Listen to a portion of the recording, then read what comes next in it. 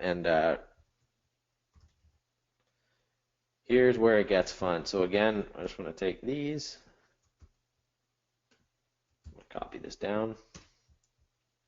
And this is revenue for on slow days and on busy days.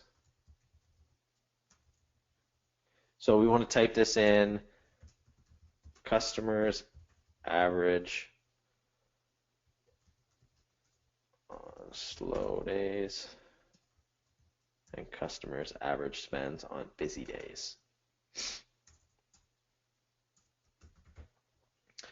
Now, as you can see, this is sort of following a format, and we want it to do so because ideally this is used for you, but a lot of you may need some funding. So when you go to a financial institution, you present this to an investor, want it to be very simple. We want this to be very simple in terms of them just following along and understanding how your business operates, where you're getting these numbers from, and so on. So when we talk about average spends on slow days, now we're talking about season, right? So we need to go equal to total customers on a slow day, and we're going to multiply that by their average spend. Same thing down here, total customers on a busy day, and we're going to multiply that by their average spend. We want to turn these into a dollar figure. You can either keep the zeros, I usually just take them away, and you just want to copy these all the way across.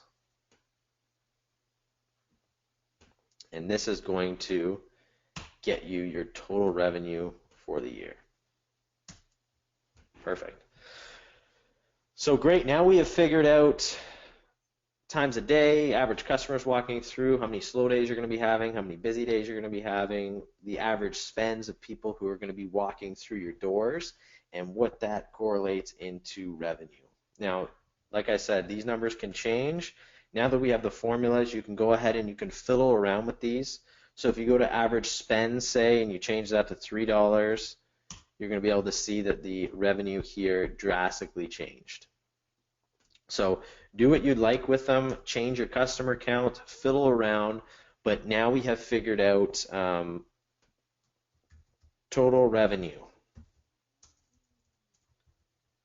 And when you look at your workbook, I really want you to see that if you have, accurately forecasted for your business what you've wanted to make, what your goals have been set out to make in your business, if you've reached those, and it's going to be able to show you how you can get to those.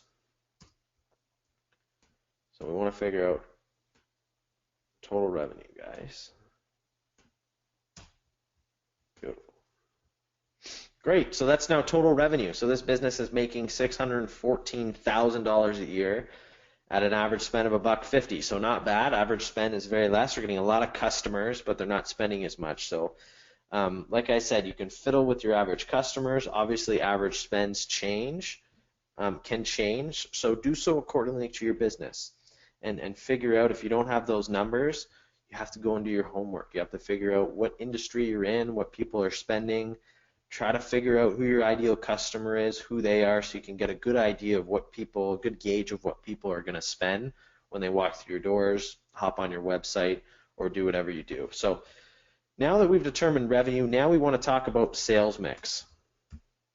And sales mix can change business to business, and it will change business to business, but let's take a grocery store for an example. Now, a lot of these times there can be different products. There's tons of products that can go on, but we want to group them. So you're going to have beverages. We're going to have dry goods.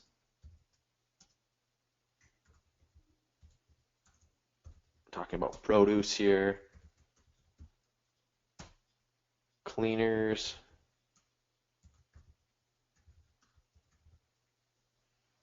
Paper goods. Personal care, merchandise. Now there may be more. Like I said, the little amount you can have, the more effective, because you don't want to turn this into a matrix where people are looking at it and are getting confused as to how money's being spent.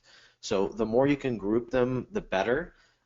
Even here, the amount that I've put in, is probably a lot. That's probably the most amount you want to do. So name them whatever you'd like, and obviously in different industries, there's going to be different. You're going to have a different sales mix, but you want to determine what that is. So now we're talking about percentages here when we talk about sales mix. So when we talk about beverages, obviously that's going to be a big proponent. So we're going to go say 12%,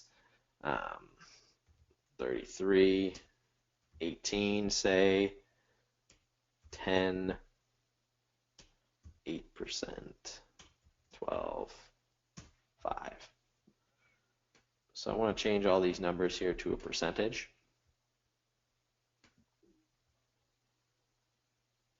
And we're going to have to redo this. That's okay. 12%, 33%, so round number 20%, 10%, 8%, 12%, and 5%. And total here, auto sum, hey, 100%. Perfect. That was lucky. So we need to determine what they are and what they are for each season. And these may change. Depending on the season, obviously, produce may become more profitable for you. So these are obviously going to change. So I really want you to think about these. These are not going to be the same. They should never look the same when it comes to the sales mix, depending on season. So just fiddle with them. Figure out what it is that your business does in sales mix, and really determine that, because you want to be able to determine from that revenue through your sales mix. We're going to go revenue here, and below it, I'm just going to copy these. Control C, Control V, enter.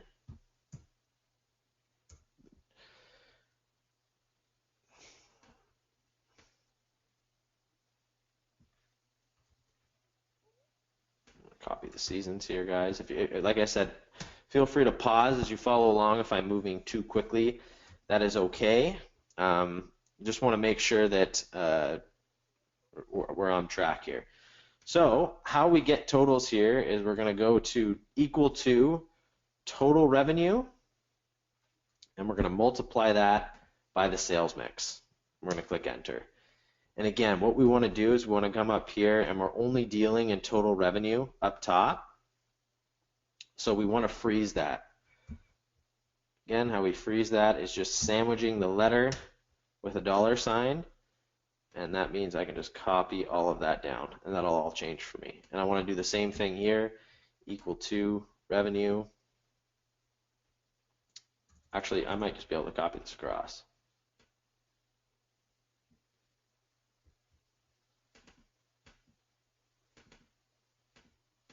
Nope, I can't.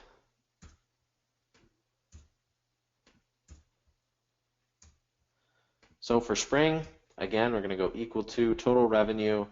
We're going to multiply that by that. I'm just going to come up here and freeze this C3. I'm not the best on Excel, guys, so some of you may have a better way of doing that, and that's okay. Please do so.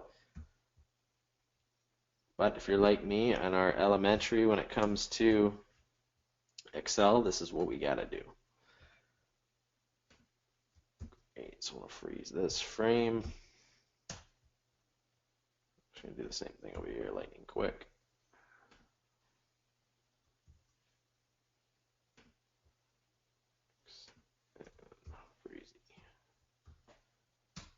Perfect.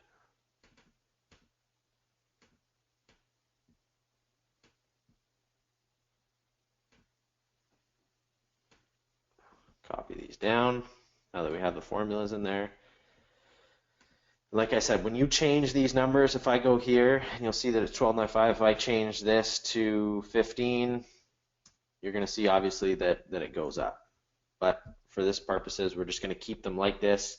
It'll be your job to change these numbers into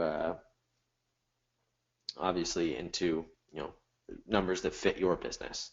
So once we determine that, we can now hit total.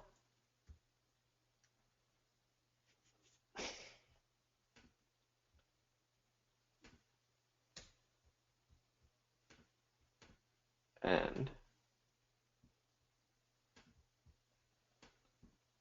magically enough, they should equal, these numbers down here should equal these numbers up top for total revenue, which they do, which is great.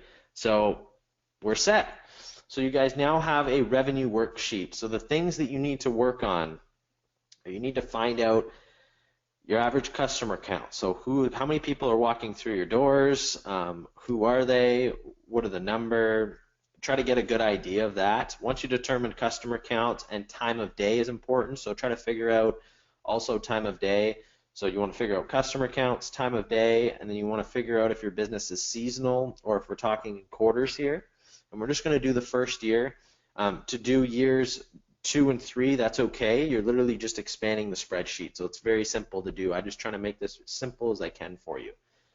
So once we determine slow days per season, we're able to get our total customer counts, which are here.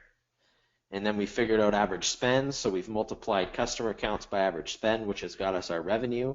And then we've talked about sales mix. So this is going to show somebody this is the types of products that I'm selling. And I'm selling more on this business. I'm selling more dry goods than I am paper goods, and I'm selling more personal care than I am merchandise.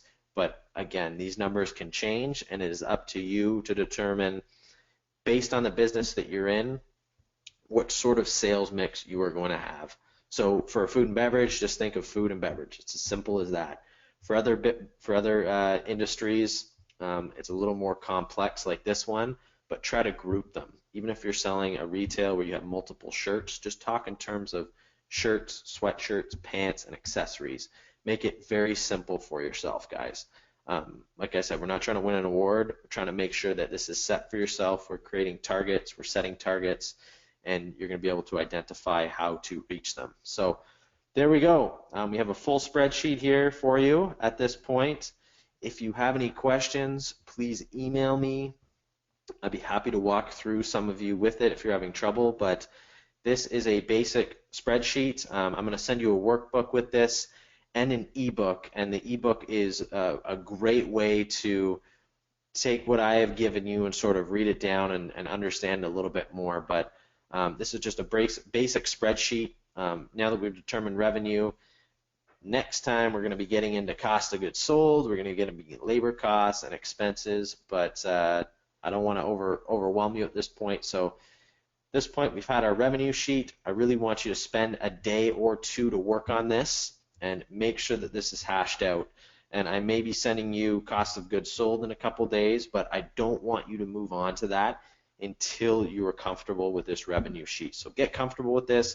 Have fun with it, guys. This is super exciting. Be able to kind of be able to see how much money you're going to make. It's one of my favorite parts. So have fun with it, and until next time, thanks so much, guys.